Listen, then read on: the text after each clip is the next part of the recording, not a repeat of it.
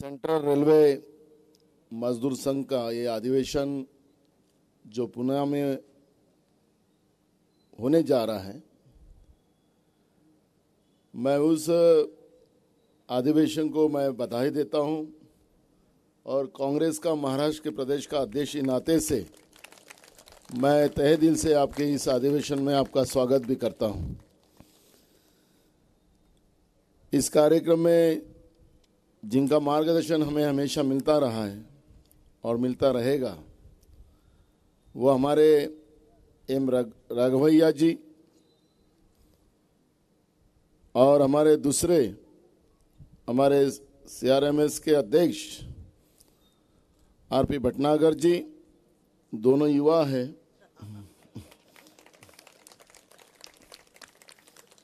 और मुझे और आप लोगों पे बहुत प्यार करते हैं। और आपने देखा होगा कि मैं जब भी रैली में भी आया तो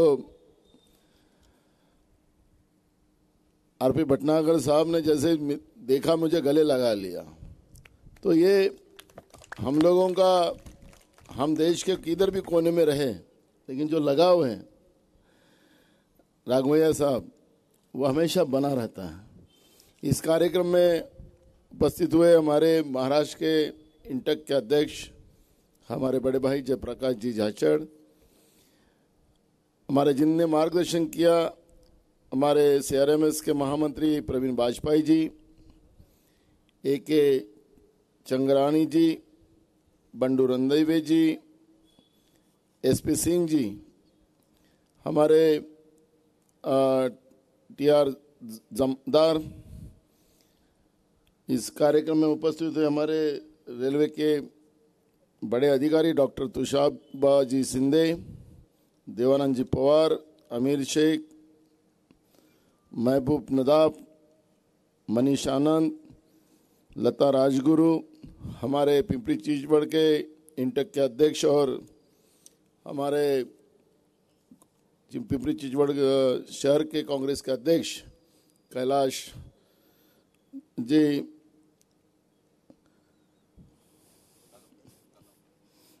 जी कदम, क्या बहुत गर्म आदमी है इसलिए इसका सोच के नाम लेना पड़ता है। हमारे मंच पे बैठे हुए हमारे सभी साथी, उपस्थित हमारे CRMS के सभी प्रतिनिधि, हमारी सभी युवा साथी और हमारी महिला भगिनी, मैं CRMS ये सबसे बड़ी संगठन और सबसे पुरानी संगठन है और हमेशा रेलवे कामगारों के अधिकार की लड़ाई हो या देश के विविध क्षेत्र में काम करने वाले सभी कामगारों की लड़ाई, हमेशा उनकी न्यायिक अधिकारी की लड़ाई लड़ते रहे। और जो एक बार CRMS ने सोच लिया तो उसको पीछे आने का कोई कारण नहीं, वो आखिरी पूरा करके ही उसको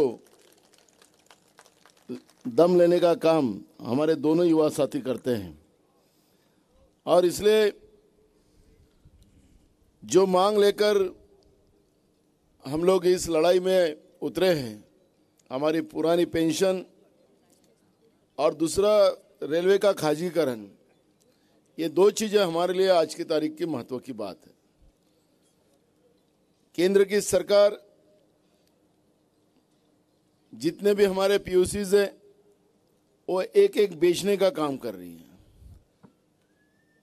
एयर इंडिया बेच के हो गया, LIC का भी अब पास में वो भी ठिकाने पे आ गई, बैंक्स पूरे बेचने का काम शुरू किया। देश के जितने भी हमारे रेलवे के कुछ हिस्से तो खाजगीकरण के नाम से उन्हें बेचने का काम शुरू किया है।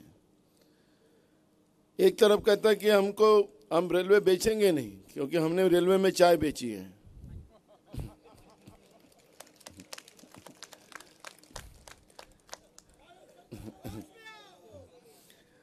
लेकिन इस तरह से झूठ कितना बोलोगे, उसकी भी एक लिमिटेशन होती है।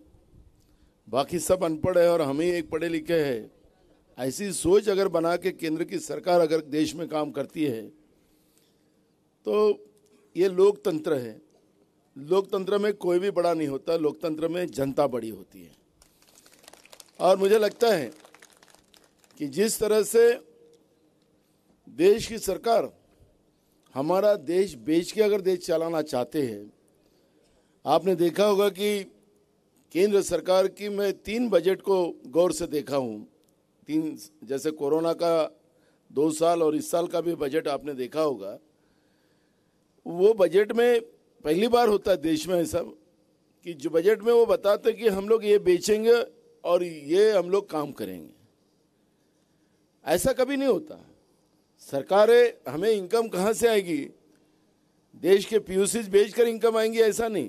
पीयूसीज में हम लोग ये काम करेंगे और पीयूसीज में हम लोगों को यह आएगा और उससे हम डेवलपमेंट करेंगे। हमने कई बजट देखे। मैं भी गए 30 साल से विधानसभा और लोकसभा एक लंबा सफर मैं करते आया हूँ। मैंने कई बजट पास से देखा हूँ। सरकार कोई भी हो, यानी अटल बिहारी वाजपेयी की भी सरकार को हमने देखा इतने लंबे साल, क्योंकि आज हम 75वें साल में आज़ादी के इस उपलक्ष्य में इकट्ठा हुए हैं। और 75 साल में जितने भी सरकार आई, जितनी सरकारें गई, इस तरह से देश बेचकर देश चलाने की भावना कभी सरकार ने रखी। ठीक है, आज मीडिया को आपने कब्जा कर लिया। जो असलियत है, असलियत लोगों के सामने नहीं आने देने का काम शुरू है। जैसे आज भी मैंने आप लोगों को देखा, आपने रैली की। मैं आरपी भटनागर साहब के पास ही था रैली में। वो रैली तुमने बहुत लंबी भी की और आपने रैली को एंजॉय किया, फोटो सेशन किया आपने बाजे पे डांस भी किया, रैली को एंजॉय किया प्रवीण जी।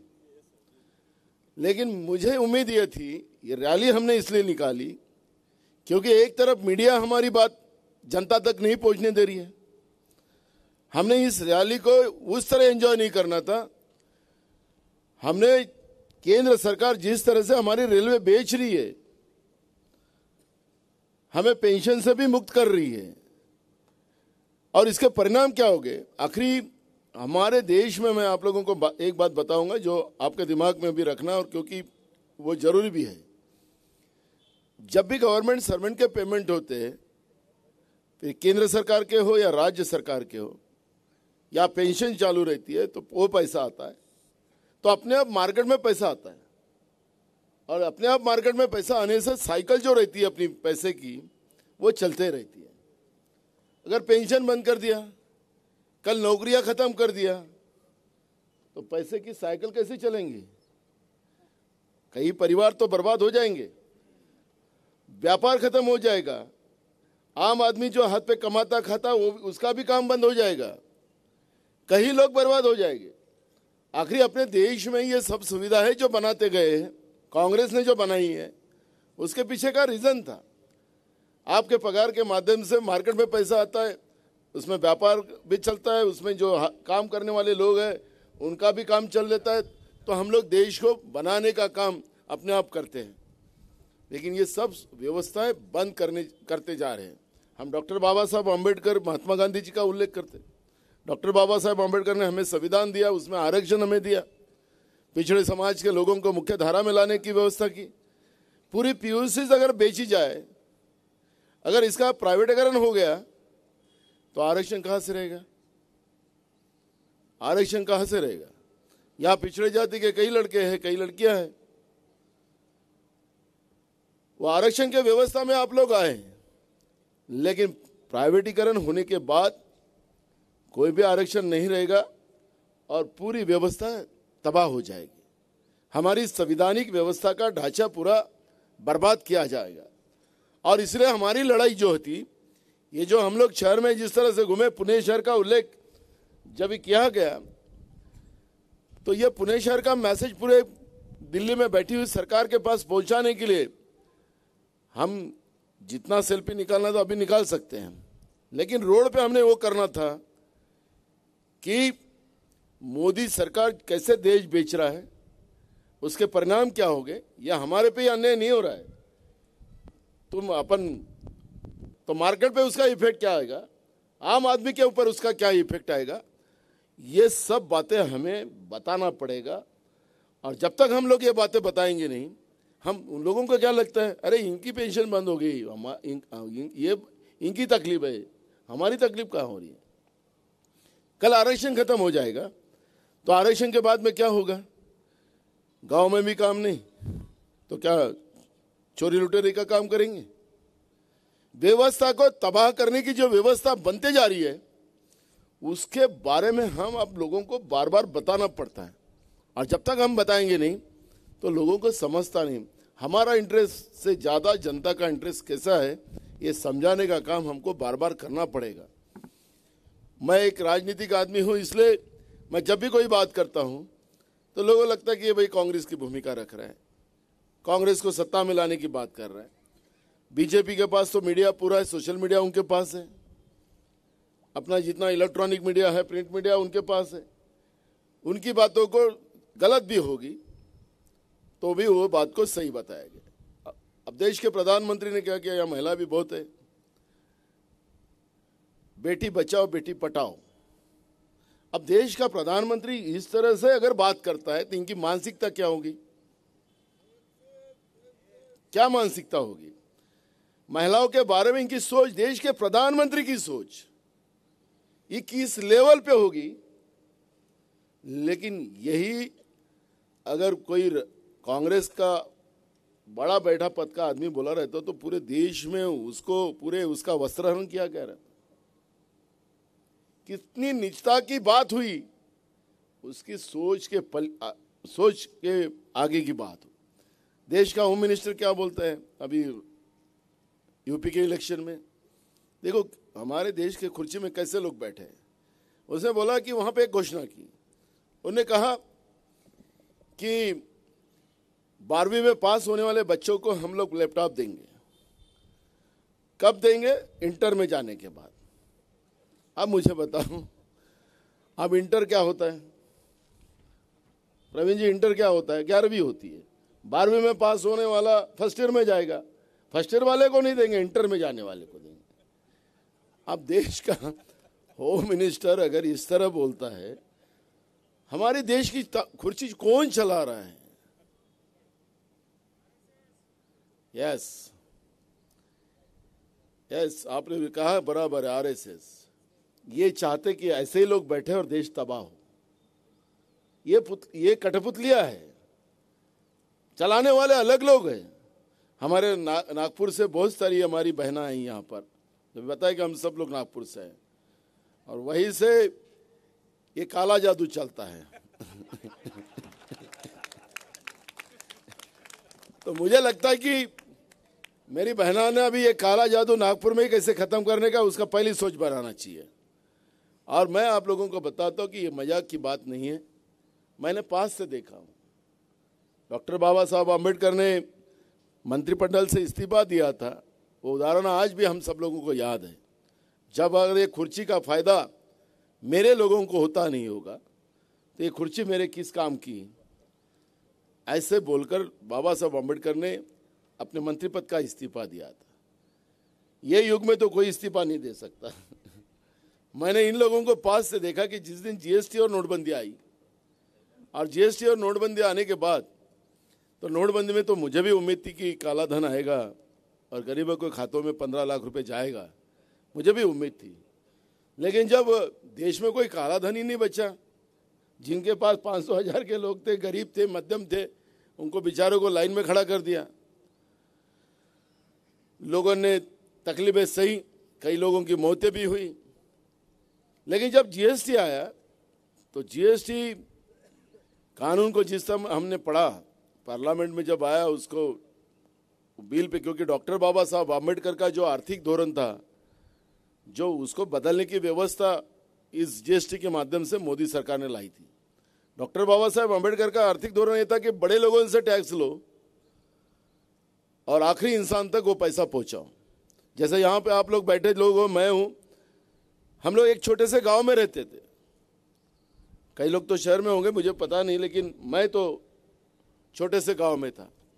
मेरे गांव में स्कूल भी नहीं होंगे उस जमाने में, हॉस्पिटल नहीं होगा, रास्ता नहीं होगा, पीने का पानी का व्यवस्था नहीं होगी, बिजली नहीं होगी। लेकिन डॉक्टर बाबा साहब आम्बेडकर के आर्थिक दोरण के वजह से बड़ों से पैसा लिया गया और आखिरी इंसान तक वो पैसा पहुंचाने की व्यवस्था हुई। इसलिए देश में हम लोग जो गांव में रास्ते, पीने का पानी, बिजली, हॉस्पिटल, स्कूलें, ये सब देखते हैं, उसके वजह से। अगर मेरे गांव में स्कूल नहीं रहती तो मुझे गांव में पढ़ने को नहीं मिलता, और मैं गांव में नहीं पढ़ता तो मैं तहसील में, कॉलेज में पढ़ने नहीं आता, तो मैं गांव में भी अपना हल चलाते रहता। आप में से कई लोग वो इसी हो गए।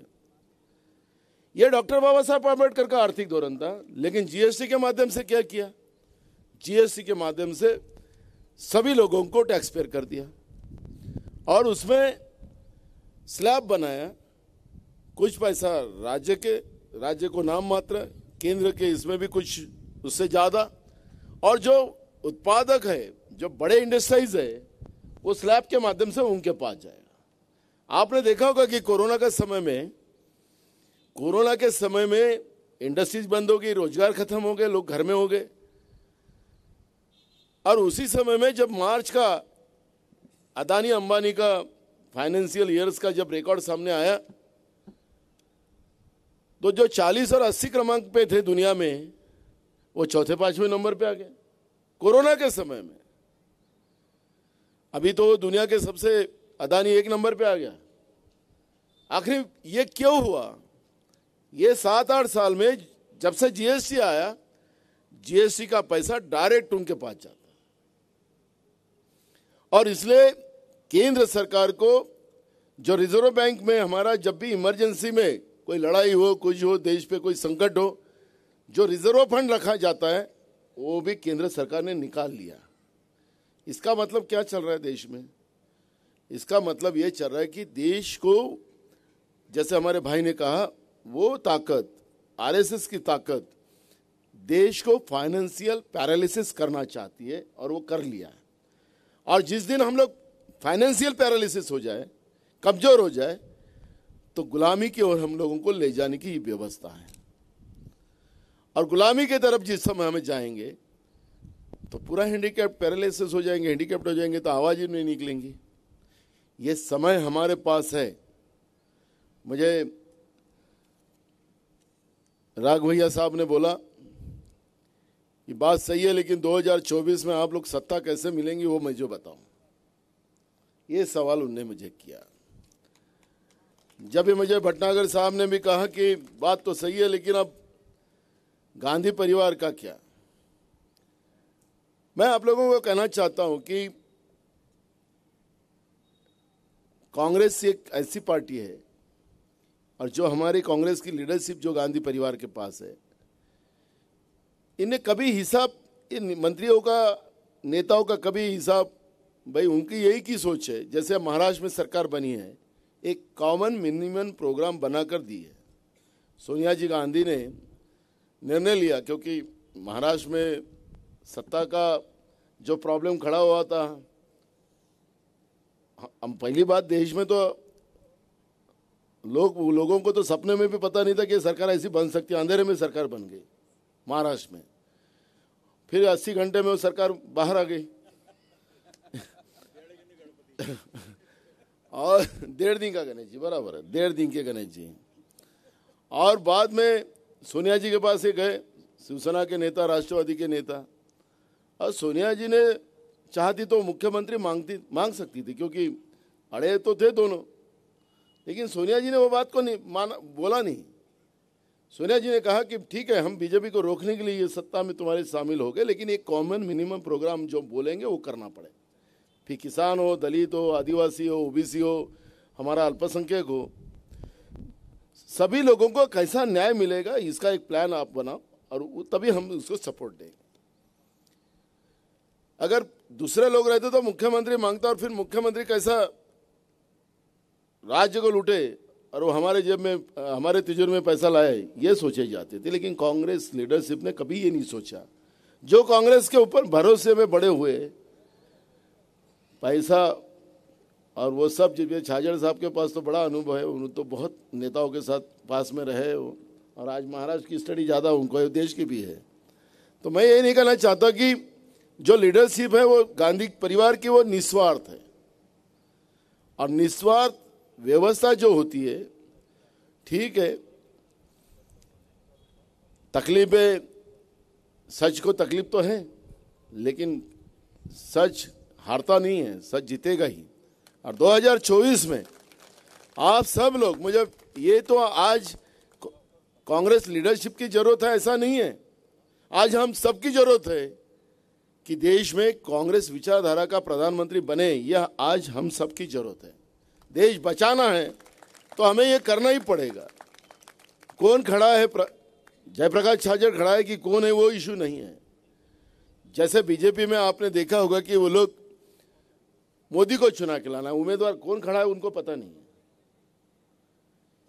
हमें मूवमेंट को ताकत बनाना पड़ेगा, क्योंकि हम कितना भी संघर्ष करेंगे तो सत्ता के सामने हम लोग कमजोर है। राघवन साहब, आपने कहा कि हम इनको खाजगीकरण नहीं करने देंगे, रेलवे नहीं बेचने देंगे। मैं उन दोनों को पास से देखा हूं, पास से देखा और उनके विचारधारा को मैं समझा हूं। मैं उनके पाप का भागीदारी नहीं बनना चाहता करके मैंने सांसद का राजीनामा एक झटके में फेंक दिया, क्योंकि मैं देश के साथ हूं, देश के हित में मैं सोचता हूं।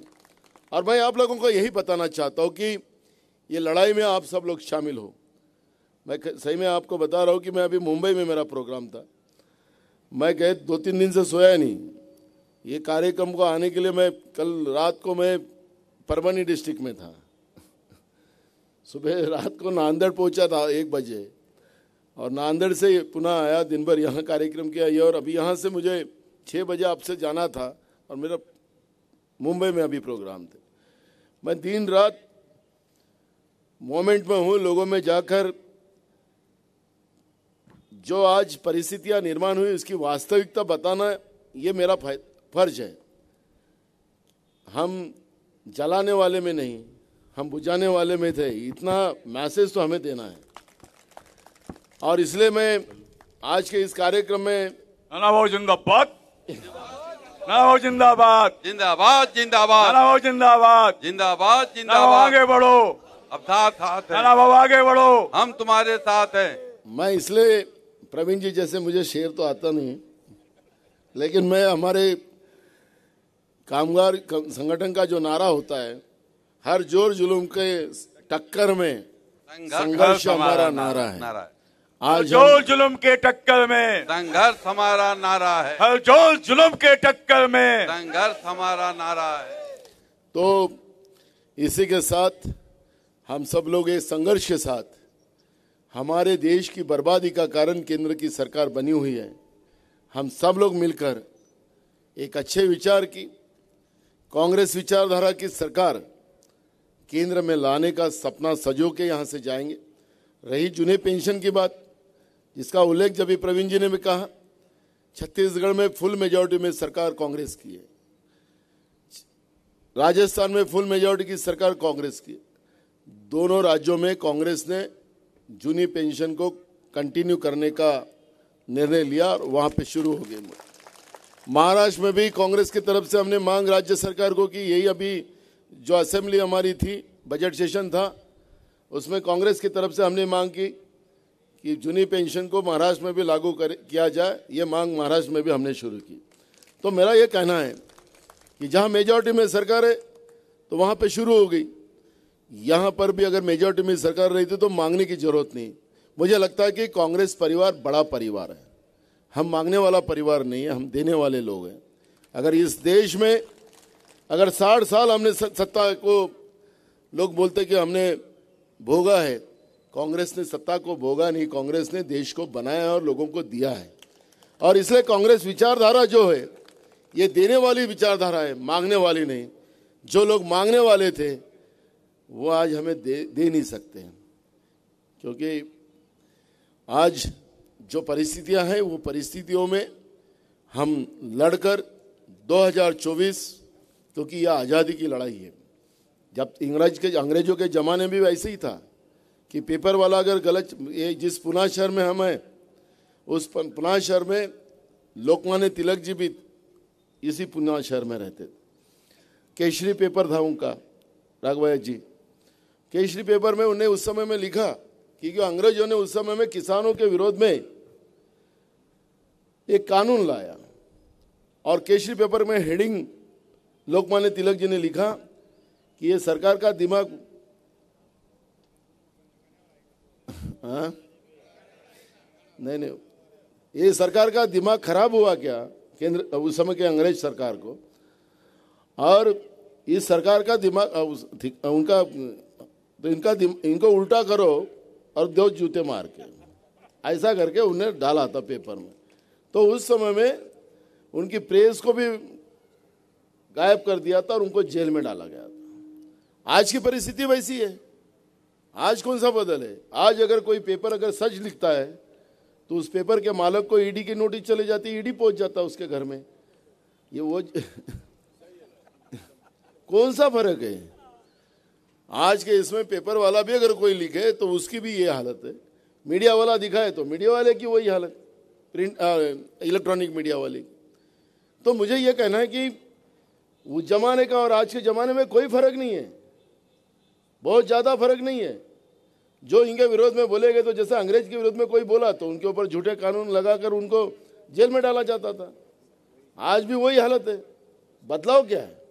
और इसलिए हमारे पूर्वज जिस तरह से उस समय की आज़ादी लड़ी थे, वही लड़ाई हमें लड़ना है। और मुझे लगता है कि हम यहाँ से जब पुणे से जाएंगे, क्योंकि ये ऐतिहासिक शहर है और आप लोगों का अधिवेशन इसी शहर में हो रहा है, और ऐसे ऐतिहासिक शहर से जब आप जाओगे, छत्रपति शिवाजी महाराज की इस कर्मभूमि में से आप जब जाओगे, तो मुझे लगता है कि पूरे देश में आपके संगठन के माध्यम से ये नई आज़ादी की लड़ाई आपके माध्यम से शुरू होंगी, ऐसा विश्वास मैं यहाँ पे करता हूँ। और मैं पुनः आपको सबको बधाई देता हूँ, और हम हमेशा आपके साथ हैं। सिर्फ मुझे ये लगता है कि पुराने लोगों ने क्या किया वो किया, अभी हम हैं ना आपके साथ। जिस दिन भी केंद्र में सरकार आएगी आप बोलिए हाँ, नाना पटोले जिंदाबाद, जिंदाबाद जिंदाबाद, नाना पटोले जिंदाबाद, जिंदाबाद जिंदाबाद, नाना पटोले जिंदाबाद, जिंदाबाद जिंदाबाद। हम आपके हिसाब से, क्योंकि जो मेहनत करता है, देश के लिए काम करता है, इसके लिए कानून बनना चाहिए और उनकी हित के कानून बनना चाहिए। उस बात से मैं सहमत हूँ। केंद्र में सरकार आने के बाद आपका संगठन, कुछ लोग आपके क्या बोलते हैं, हमारा क्या लेना है, इंटक के भी कुछ लोग बोलते हैं हमारा क्या लेना है कांग्रेस से, हमारा अलग है, कामगार संगठन है मेरा, इसलिए मैं आपका संगठन ऐसा बोलता हूँ। मैं तो हमेशा हम एक है ऐसा समझता हूँ हम एक है, हम हमेशा समझते हैं। ये जो है कि हमारा क्या संबंध है, जब भी चुनाव आएगा, लोकसभा का हो, विधानसभा का हो या लोकल बॉडीज हो, आपके संगठन का पूरा इन्वॉल्व कांग्रेस के प्रति होना चाहिए। ये भी मैं विनती आप लोगों से करता हूं। और मुझे लगता है कि महाराष्ट्र से ही केंद्र में बैठी हुई सरकार की उल्टी गिनती शुरू होगी। इस तरह से हम लोग काम कर रहे हैं और आपका सबका सहयोग मुझे मिलेगा, यही उम्मीद मैं यहाँ पे करता हूँ।